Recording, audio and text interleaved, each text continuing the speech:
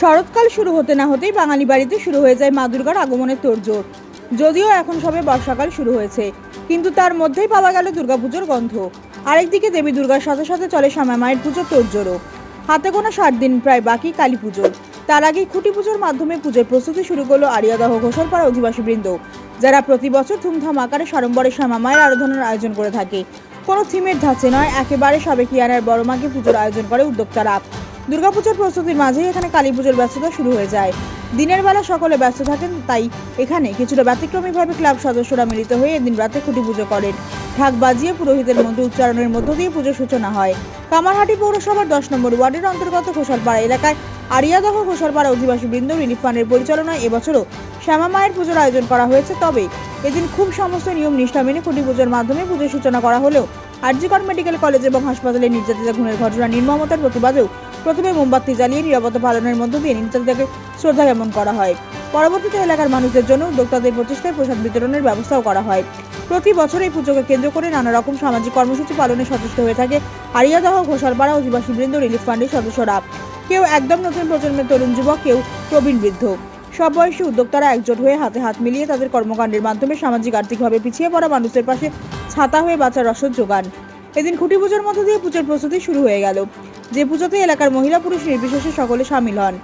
এই দিনের এই কর্মসূচিতে সামিল হয়েছিলেন কামারহাটি পৌরসভার কাউন্সিলর দীপাংশু ঘোষাল সহ এলাকার বহু প্রবীণ ব্যক্তিত্বরাও।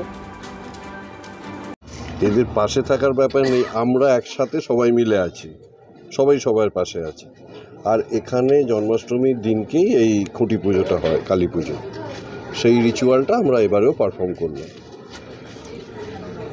এই যে সময় দাঁড়িয়ে নির্যাতিতার বিচার চেয়েছে সারা রাজ্য সরকার, এখন অনুষ্ঠান সবটাই এখন বন্ধ, সব আনন্দই স্থগিত হয়েছে। সেই সময় দাঁড়িয়ে এই যে আজকের এই আয়োজন, সেটা কতটা সাফল্যতা আশা করছেন যে এবছরও প্রচুর মানুষের উচ্ছ্বাস বা আগ্রহটা ফুলফিল করতে পারবে এই কালী পুজো? দেখো, ব্যাপারটা হচ্ছে এটা রিচুয়াল, এটা রীতিনীতি। আর যেটার জন্য আমরা সবাই অপেক্ষা করে আছি সেটা হচ্ছে একটা নারকীয় ঘটনার বিচার এবং দোষীদের শাস্তি। দুটো সম্পূর্ণ আলাদা জিনিস। এই আবহতে গোটা সমাজই কিন্তু এখন একটা বুকে গভীর ক্ষত নিয়ে ঘুরে বেড়াচ্ছে। কেউ শান্ত নেই, প্রত্যেকে অশান্ত। একটা গোটা সমাজকে একটা ঘটনা যেভাবে নাড়া দিয়েছে, এতদিনের গজিয়ে ওঠা বিশ্বাস ভরসার জায়গাটা পুরো ইলিয়ে দিয়েছে।